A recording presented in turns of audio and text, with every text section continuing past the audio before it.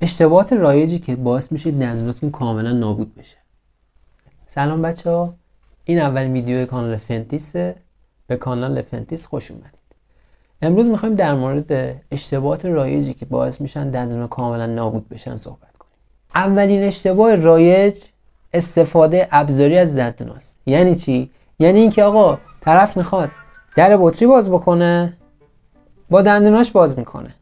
این کار علاوه بر اینکه به خود دندون آسیب میرسونه، به لثه هم آسیب میرسونه. دومین اشتباه جویدن یخه که کار بسیار لذت بخشیه. من خودم تا 1-2 سال پیش انجام میدادم، اما از وقتی که این ویدیویی که الان اینجا میذارم و دیدم دیگه کاملا گذاشتمش کنار. این کار علاوه بر اینکه حساسیت دندونتون رو میبره بالا نسبت به سرما، باعث میشه اگه دندونتون پوسیدگی داشته باشه و ضعیف شده باشه، باعث شکستگی دندون میشه و اگه دندونتون بشکنه احتمالاً دیگه اون دندون به دردتون نمیخوره و باید کشیده. سومین مورد نخ دندونه.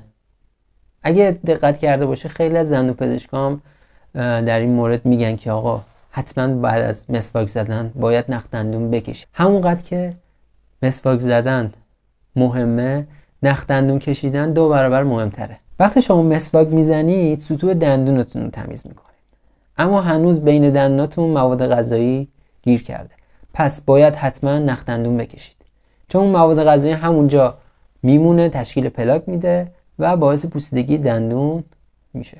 نکته‌ای که این وسط خیلی مهمه، همونقدر که مسواک زدن و نخ دندون کشیدن بسیار مهمه، غلط مسواک زدن و غلط نخ دندون کشیدن هم باعث آسیب به دندون‌ها و لثه میشه.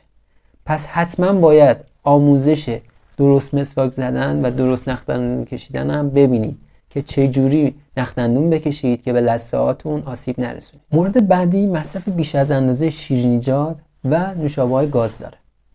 خب اگه بخوام توضیح بدم، وقتی شما این شیرینی مصرف میکنید، نوشابه مصرف میکنید، اون قند موجود تو اون مواد رو سطح دندون شما تجمع میکنه.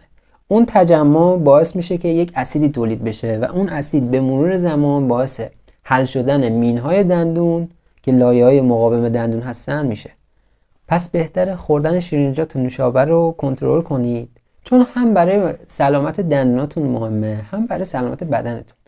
و اگه مصرفتون طوریه که هر روز استفاده میکنید، حتما بعد از اینکه مصرف کردید 1 تا 20 دقیقه بعدش دهنتون رو با آب بشورید.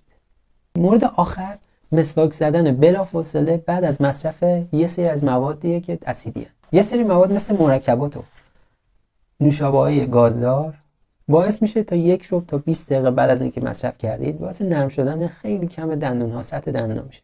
یه سری تحقیقات اومدن انجام دادن که من عکسش رو اینجا میذارم، که گفتن که بهتره بعد از مصرف این نوع مواد نیم ساعت تا 20 دقیقه صبر بکنید، بعد دندونتون رو مسواک بزنید. امیدوارم این ویدیو کمکتون بکنه و اگر سوالی چیزی دارید این کامنت ها برای من بنویسید. تا ویدیوی بعدی مراقب خودتون و دندونتون باشید.